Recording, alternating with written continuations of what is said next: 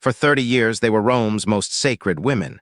But what was it really like? Everyone talks about Roman emperors and gladiators, but rarely do we delve into the lives of the Vestal virgins.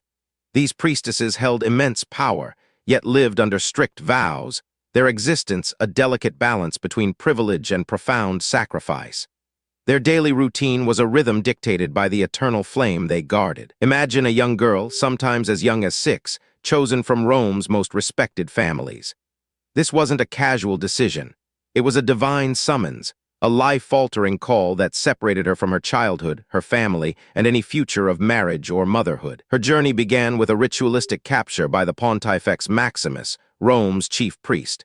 He'd take her hand, declare her capta, meaning taken, and lead her away to the Atrium Vesti, the house of the Vestals, a grand complex nestled in the Roman Forum. Her first task was to shed her worldly identity. Her hair, a symbol of femininity and freedom, was cut and hung from an ancient lotus tree. Then she adopted the distinctive white robes and veiled the suffibulum, marking her new sacred role. She was no longer just a girl. She was a handmaiden of Vesta. Her day would begin before dawn, often in the cool, quiet hours when the city still slept. The eternal flame of Vesta, goddess of hearth and home, was her sacred charge. This flame, burning continuously in the temple of Vesta, symbolized Rome's very existence. The Vestals would take turns ensuring the flame never faltered. Imagine the quiet intensity, the focused gaze as they tended the embers, adding fresh wood or oil. Letting it die out was an unthinkable omen, a disaster that could bring ruin upon Rome itself. Beyond tending the flame, their duties were varied and demanding. They collected water from the sacred spring of Egeria daily, using special clay jars. This water, believed to be purer, was used for sacred rituals, not for everyday washing. They prepared the mola salsa, a salted flour mixture used in nearly all public sacrifices. Grinding grain by hand, mixing it with salt and sacred water, these were meticulous tasks, each step imbued with spiritual significance. Their life was divided into 3 distinct decades: 10 years of learning, 10 years of active service, and 10 years of teaching younger Vestals. A full 30 years dedicated to the goddess, a lifetime for many in ancient Rome. Despite their cloistered existence, Vestals were not entirely isolated. They were public figures, revered and respected.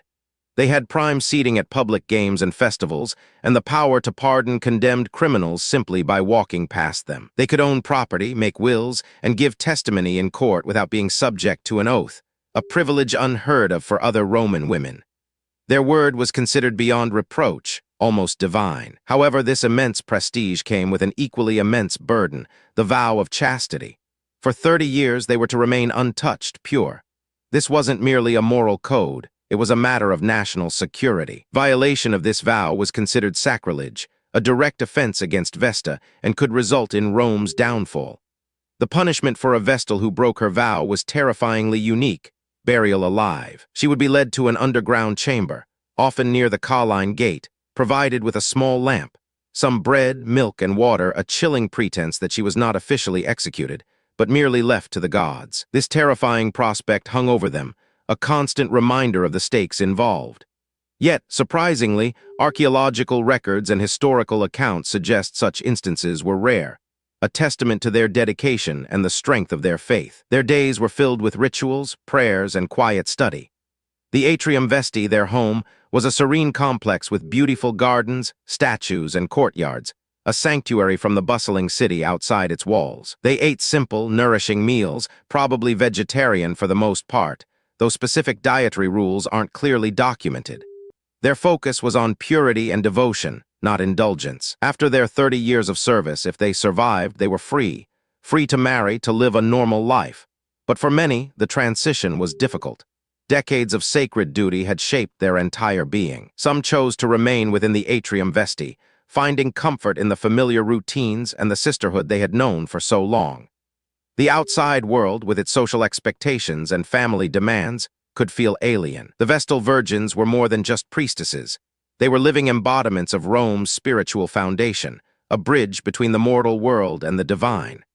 Their daily lives, though seemingly mundane, held the fate of an empire in their quiet diligence. Their order ultimately faded with the rise of Christianity, the eternal flame finally extinguished, and their temples repurposed. But their legacy endures, a powerful reminder of the hidden strength and profound devotion that shaped ancient Rome. From the moment a young girl was taken to the day an elder Vestal contemplated her freedom, their lives were a tapestry woven with ritual, responsibility, and an unshakable faith in their silent guardianship. Next, uncover the surprising daily diet of a Roman legionary.